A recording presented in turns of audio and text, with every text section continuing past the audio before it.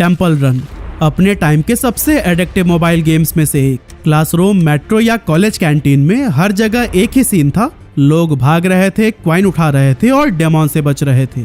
कुल मिलाजुलाकर ये कहना भी गलत नहीं होगा कि आज मोबाइल गेमिंग जिस मुकाम पर है उसकी शुरुआत कहीं न कहीं टेम्पल रन से ही हुई थी। हाँ, आज का जमाना फ्री फायर और BGMI जैसे हाई ग्राफिक गेम्स का है, लेकिन उस दौर में टेम्पल रन एक ऐसा गेम था जिसे सिर्फ गेमर्स नहीं बल्कि हर कोई खेलता था। उम्र, जेंडर या इंटरेस्ट की कोई सीमा ही नहीं। लेकिन फिर वो गेम जिसने दुनिया को सिखाया कि थ्रिल जीतने में नहीं बल्कि थोड़ा और दौड़ते रहने में है, वो खुद दुनिया की इस दौड़ में पीछे कैसे रह गया। चलिए सब कुछ डिटेल में जानते हैं आज के इस वीडियो में। तो दोस्तों, टेम्पल रन की स्टोरी स्टार्ट होती है एक हस्बैंड वाइफ की जोड़ी से, कीथ शेफर्ड और नतालिया लुकियानोवा। दोनों वेकना टेक्नोलॉजीज नाम की एक कंपनी में जॉब करते थे, जहां उनका काम था हॉस्पिटल्स के लिए सॉफ्टवेयर बनाना। अब वैसे तो काम काफी अच्छा था, लेकिन मन में अपना कुछ करने की चाह थी, जहां क्रिएटिविटी की कोई सीमा ना हो।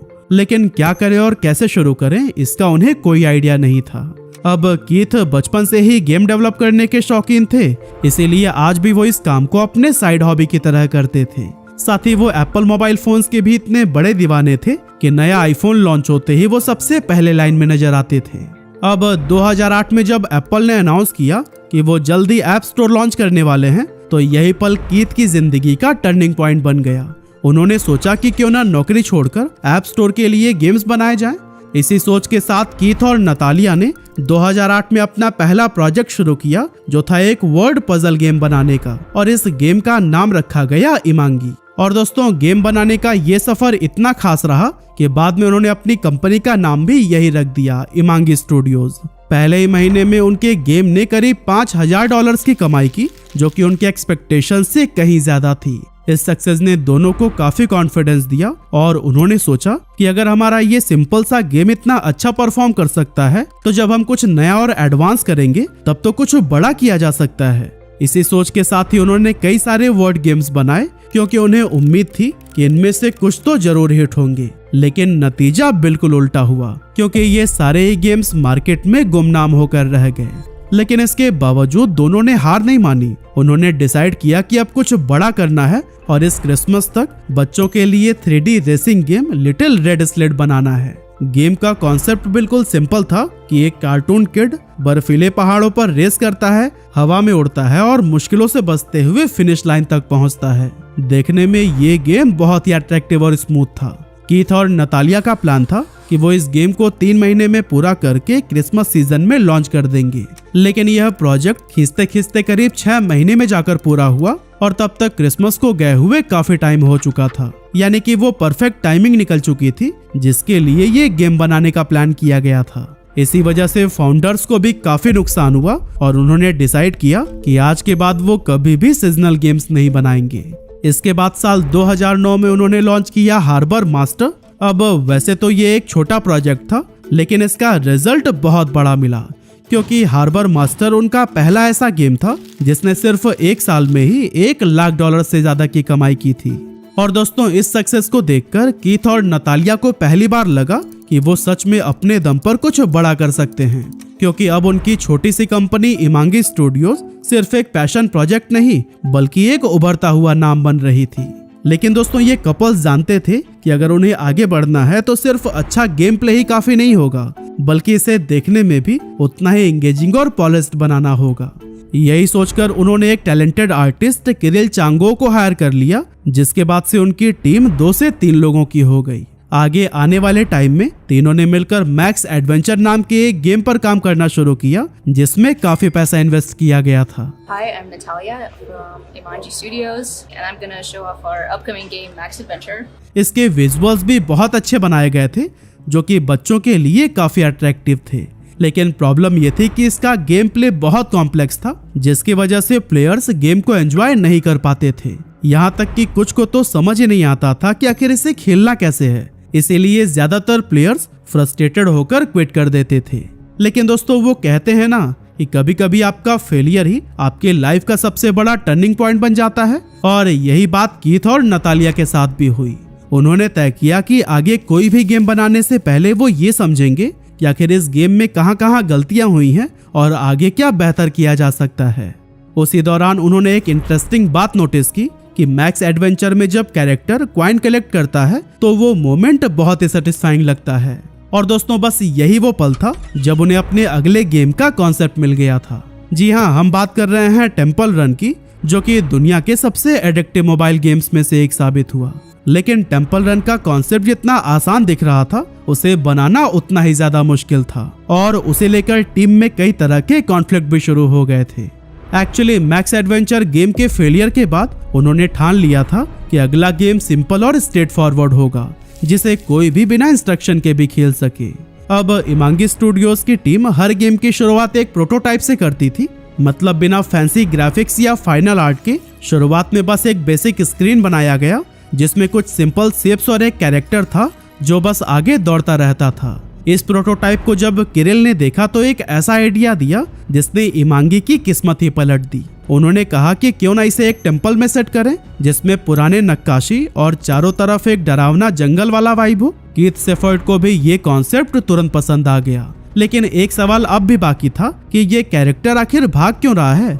तब उन्होंने कहानी में एक माइथोलॉजिकल ट्विस्ट जोड़ा कि एक एक्सप्लोरर जिसने मंदिर से कोई कीमती चीज चुरा लिया है और अब वो एक ऐसी रहस्यमयी दुनिया में फंस गया है जहां लगातार उसे भागते रहना पड़ता है। और दोस्तों अगर वो भाग ही रहा है तो फिर अगला सवाल है कि उसका पीछा कौन कर रहा है। अब दोस्तों इमांगी की फिलॉसफी हमेशा से साफ रही थी कि वो गन या वायलेंस का इस्तेमाल नहीं करेंगे।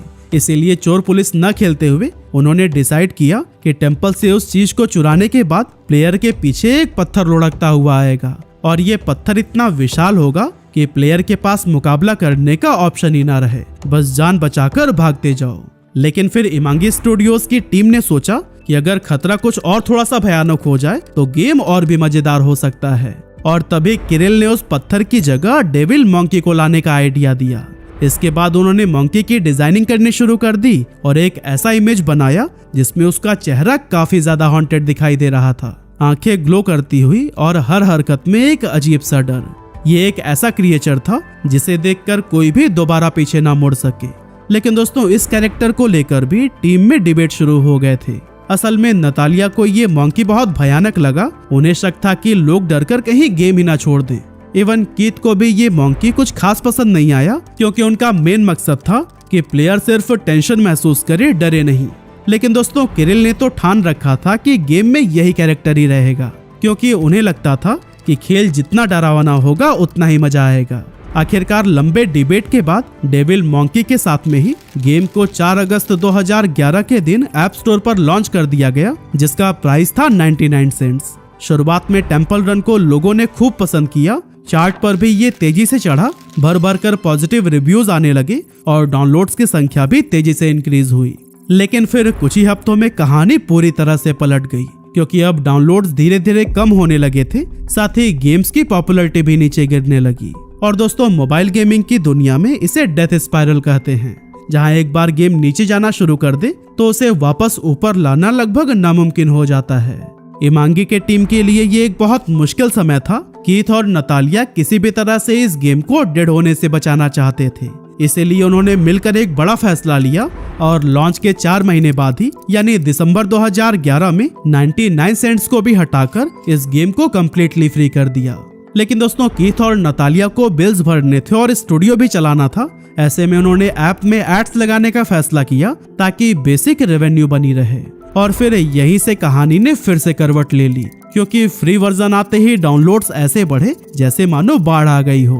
कुछ ही हफ्तों में टेम्पल रन ने पूरे वर्ल्ड में तहलका मचा दिया था। दिसंबर 2011 में टेम्पल रन ने iTunes स्टोर के टॉप 50 मोस्ट डाउनलोडेड ऐप में अपनी जगह बना ली थी और कुछ ही समय बाद ये नंबर 1 फ्री iOS ऐप बन गया था।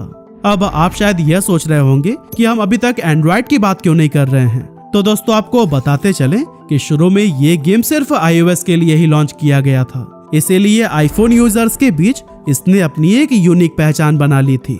और दोस्तों इसे इतना ज्यादा पसंद किया गया कि कुछ ही महीनों में ये आईफोन गेमिंग की पहचान बन चुका था।